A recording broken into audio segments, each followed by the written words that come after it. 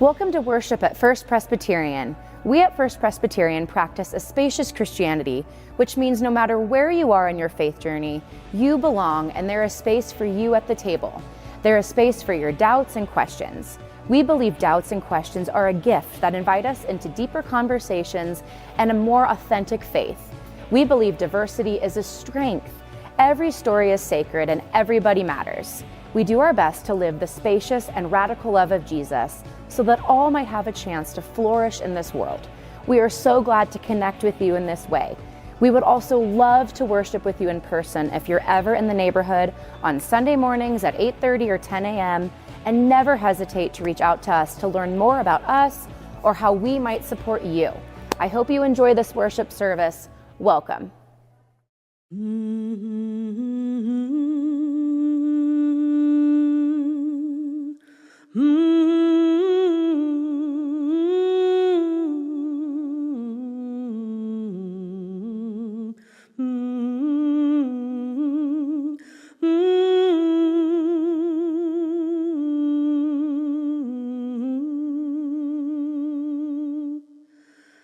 As I went down to the river to pray, studying about that good old way, and who shall wear the starry crown? Good Lord, show me the way.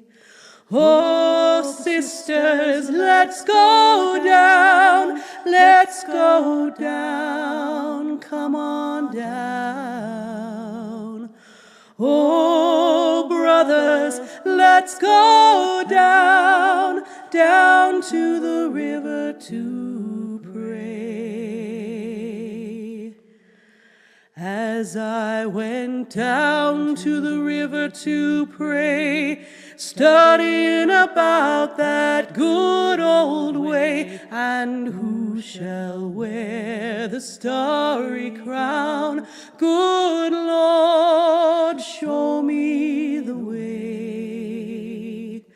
Oh, fathers, let's go down, let's go down, come on down. Oh, mothers, let's go down, down to the river to pray. As I went down to the river to pray, studying about that good old way, and who shall wear the robe and crown? Good Lord, show me the way. Oh, family, let's go down. Come on down, don't you want to go down?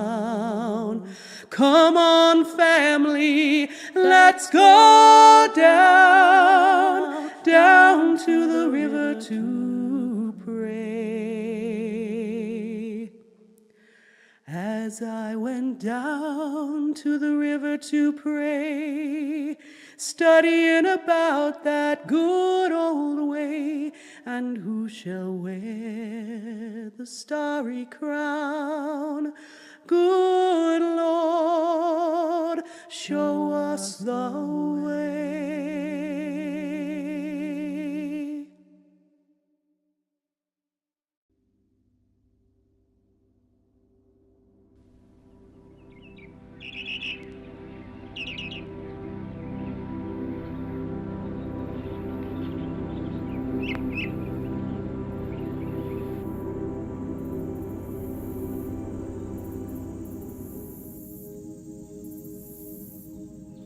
Listen to how everything sings. The streams and stones, leaves and branches, fish and fur-covered ones, birds leading the chorus. See how your desire to praise is echoed in every living thing. how in quiet moments the heart is moved to gratitude for all of creation, for the lavish abundance of it all. How nothing is earned, no achievements are needed. May you simply show up with breath, blood, and bones, and your loving attention to hymns erupting everywhere, until you can no longer tell where yours begin and nature's ends.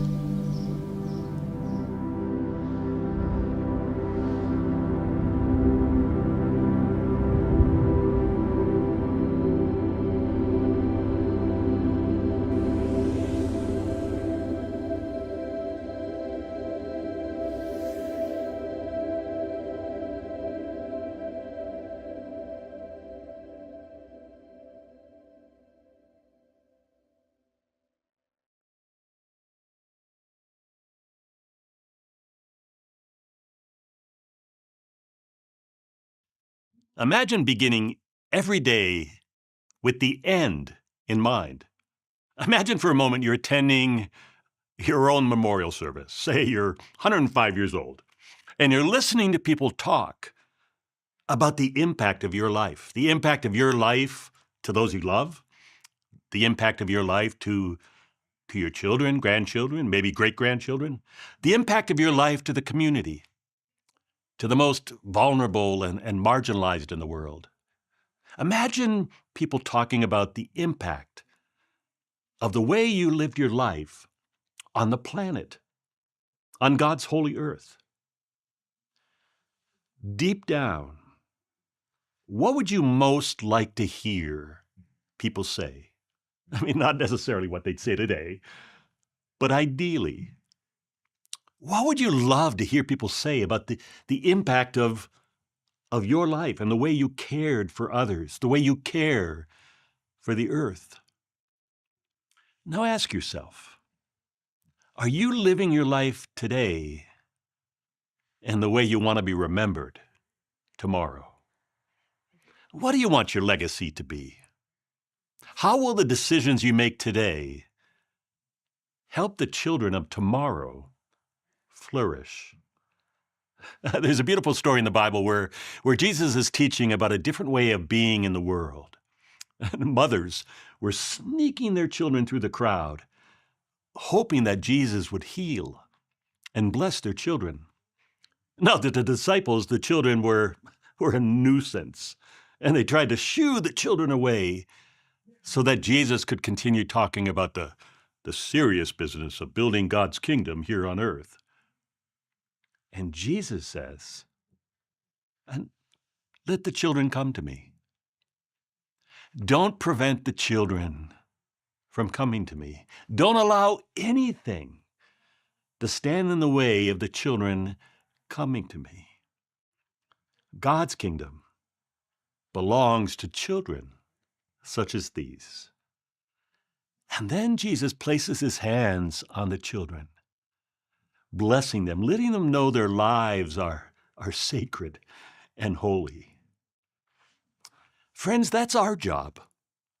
That's our calling. That's our holy work as Christ's hands, feet, and heart in the world, to heal and bless the children, to not allow anything to get in the way of God's children everywhere having a chance to grow and flourish. Will we be remembered for living our lives in such a way that we're giving the children of today and the children of tomorrow a chance to flourish? You know, whether we know it or not, the choices we make today have consequences that ripple out for generations to come. The Iroquois are an indigenous tribe that have gifted us with the seventh generation principle. Seventh generation thinking urges us to consider how the decisions we make today will impact future generations, particularly those 7 generations from now.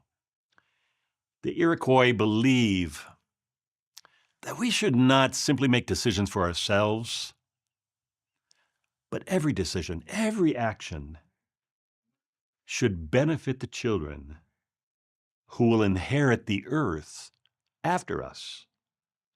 Our lens should be, how will this decision create a sustainable world and help the children 7 generations into the future flourish? Chief Seattle said, "We don't inherit the earth from our ancestors. We are borrowing the earth from our children." I was pretty stressed recently, and I went for a walk with my dogs on the river trail, and I sat on a rock listening to the rhythms of the rushing water. It really steadied my heartbeat. There was this just beautiful stillness that calmed my anxious mind. I was actually reminded of the words of John O'Donohue, who wrote, "When the mind is festering with trouble, or the heart torn, we can find healing among the silence of mountains or fields, or listen to the simple steadying rhythm of waves. The slowness and stillness gradually takes us over. Our breathing deepens, our hearts calm, our hungers relent. When serenity is restored," he wrote, "new perspectives open to us, and difficulty can begin to seem like an invitation to new growth." Indeed, he said, the beauty of nature is often the wisest healing balm, for it gently relieves and releases the caged mind. Sitting on that rock by the river, I was filled with such immense gratitude for the gift of that sacred place, for the grace of God's holy earth. And then I began to think about extreme weather, about warmer than average temperatures, earlier springs, record-breaking heat in the summer, raging wildfires, polluted rivers, rising sea levels, wildlife migrating because they can't find food, bees, salmon threatened, trees and fields replaced by housing developments and urban sprawl. And I began to wonder if the children 7 generations from now will get a chance to sit on this rock by the river and be healed. What will we tell those children 7 generations from now? Will we tell them that we knew things were changing, but we did not think of you? Do we tell them how beautiful and healing the sacred place was, and we're sorry it's no longer there for you? Or do we tell them, we stood up, we cried out, we protested, we wrote laws, we passed laws, we prayed, we changed our behavior. We started making decisions not just for ourselves and today, but for you. We did all we could to care for, preserve, protect these God-given resources for you. We did all we could to help God's holy earth flourish so that you might have a chance to flourish. Jesus said, "Let the children be blessed and be healed. Do not let anything get in the way of children having a chance to grow up and flourish." A pastor friend shared a story of how she got water from the river next to her church for a baptism. And just that week, the local newspaper talked about how the river was contaminated from toxins from a nearby plant. So when she said she was going to use water from the river and pour it on the child's head for baptism, I mean, everybody was horrified. Concern for the well-being of the child was justified. What's interesting is not one person expressed any concern for the river's need for healing. The baptism of the child celebrates the gift of God's love for the child. No one recognized it was from God's heart, God's love, God's abundance, that they were graced with the gift of that river. And the life of the river was threatened. The actions today of putting toxins in that river not only threaten the river, but jeopardize the health and flourishing of children today and 7 generations from now. This weekend, we're celebrating Mother's Day. Mother's Day actually started nearly 150 years ago when Anna Jarvis, an Appalachian mother, she organized a day to raise awareness of children who were suffering from poor health conditions in her community. She noticed that children in her community, they weren't flourishing. And she believed, rightly so, that mothers would get things done. So she called the day Mother's Service Day, and it became a yearly event promoting the health and flourishing of children. Anna Jarvis's daughter launched a campaign asking politicians to create a special day to honor the selflessness, courage, service of mothers. In 1914, Woodrow Wilson signed a bill recognizing Mother's Day as a national holiday. What a perfect weekend to honor women devoted to the flourishing of children. What a perfect weekend to recommit ourselves to the flourishing of Mother Earth. What a perfect weekend to think about how our choices today have consequences that ripple out, impacting the lives of children for generations to come. What a perfect weekend to adopt the spiritual practice of 7th generation thinking, asking, how will my decisions today create a sustainable future for the children 7 generations from now? You know, the common greeting of the Maasai tribe in Africa is Kasarian, I think that's how it is, Kasarian angry or something like that, which can be translated,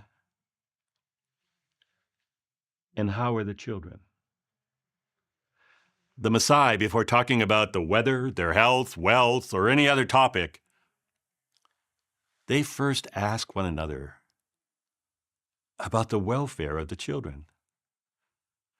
They understand that we as a society are only well if our children are well. How can our children possibly flourish when the environment they live in is in peril?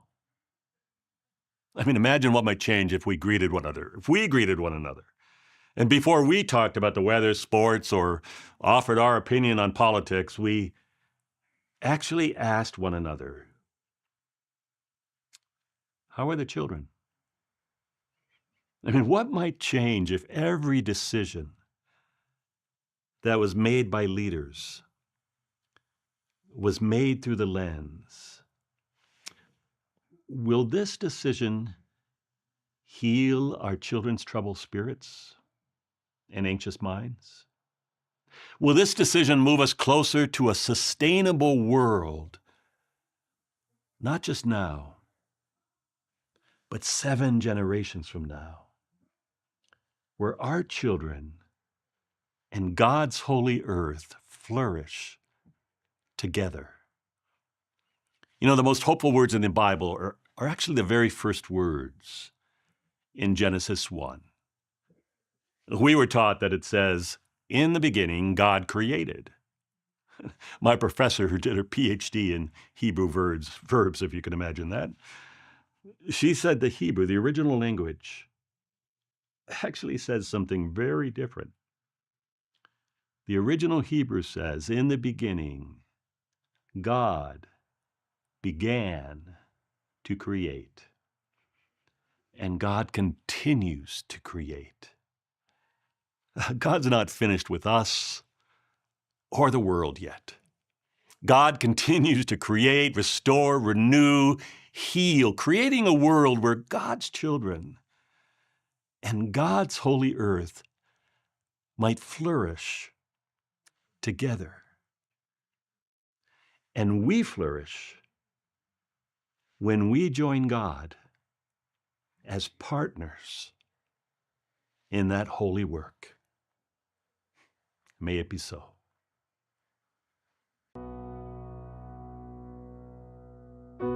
The Lord bless you and keep you. Make love's face shine upon you and be gracious to you. The Lord turn his face toward you and give you peace.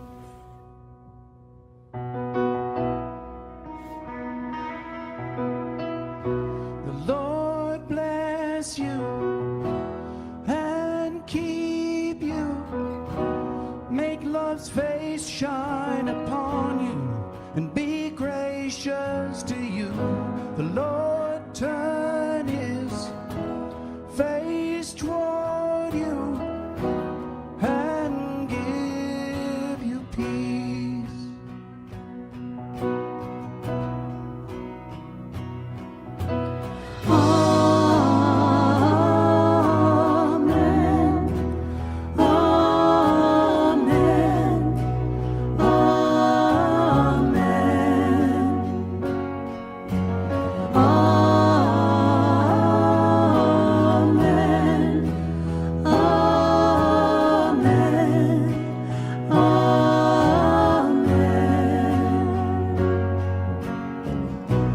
Lord bless you and keep you.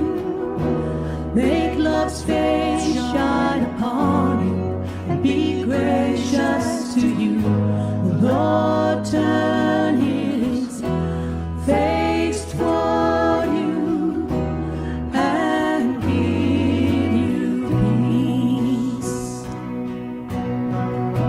Oh,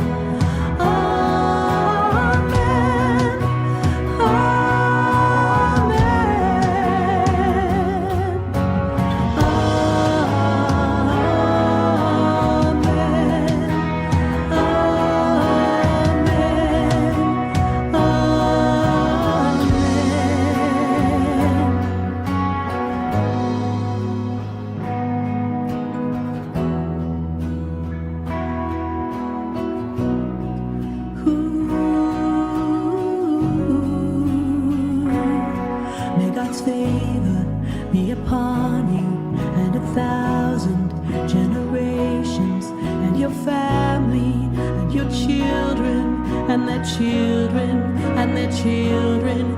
May God's favor be upon you and 1,000 generations, and your family, and your children, and their children.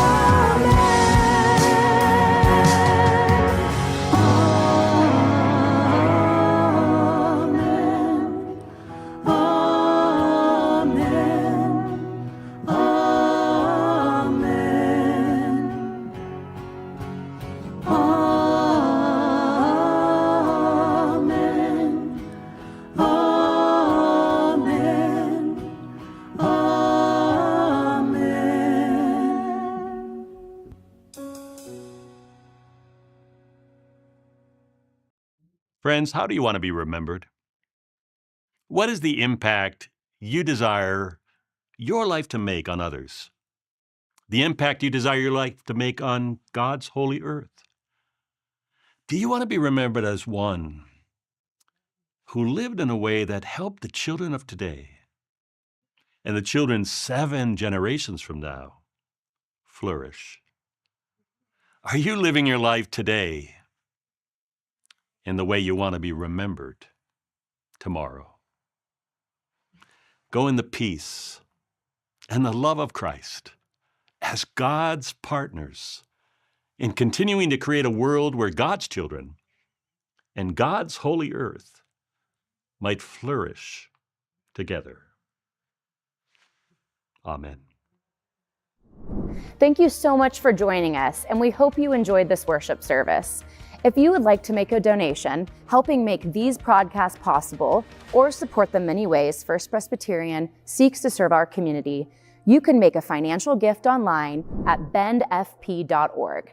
Every week, we hear from someone thanking us for the gift of these broadcasts and what a difference they make. Your support makes that possible. Our church is committed to reach beyond our walls, bringing hope where there is despair and love where it is needed the most. Your generous support helps us to be generous in love.